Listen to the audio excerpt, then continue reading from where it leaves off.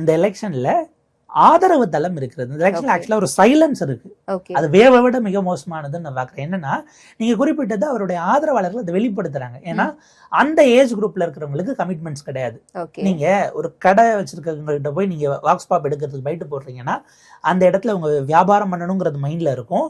யாருக்கும் பெரிய அளவுக்கு சாதகம் பாதகம் இல்லாம மார்க்கெட்டுக்குள்ள கடை வைக்கிறவங்க அல்லது ரோட்டோரமா வைக்கிறவங்க இதுலயே நீங்க கேட்டகரிஸ் பிரிச்சுக்கலாம். நாளைக்கு நாங்கள் தொழில் பண்ணோம்னா அதுக்கு தகுந்த மாதிரி தான் நான் பேசணுங்கிற அந்த ஒரு கமிட்மெண்ட் அவங்களுக்கு இருக்கும். அவங்க அதை கான்சியஸாக பேசுவாங்க. விஜயனுடைய ஃபேன்ஸாக இருக்கிறவங்க அவங்களுக்கு பொறுத்த வரைக்கும் பெரிய கமிட்மெண்ட்ஸ் கிடையாது. கம்பேரிட்டிவ்லி இந்த ஏஜ் குரூப்புக்கு எதிர்ப்பு தான் வேலைக்குள்ளே போயிருப்பாங்க, இல்லை படிச்சுட்டு இருக்கக்கூடிய பிள்ளைகளாக இருப்பாங்க. அவங்க அதை மனம் திறந்து பேசுகிறாங்க. டிஜிட்டல் லிட்ரஸிங்கிறத நீங்கள் எடுத்து ஒரு பக்கம் வச்சுட்டு அதனுடைய ப்ரப்போர்ஷன் தமிழ்நாட்டினுடைய மோர் தென் ஹாஃபுக்கு போகலை. இது சோஷியல் மீடியா யூஸ் பண்ணக்கூடியவங்க, கன்சியூம் பண்ணுறவங்க.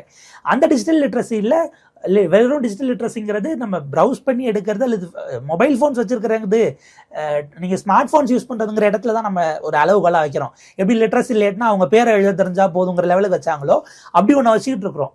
அப்போ இந்த விர்ச்சுவல் வேர்ல்டில் இயங்கக்கூடியவர்கள் இங்கே ப்ரிடாமினெண்ட்டாக இருக்கிறதுனால அப்படி ஒரு விஷயம் நமக்கு கடத்தப்படுகிறது. விஜய்க்கு ஆதரவு தளம் இருக்கிறது.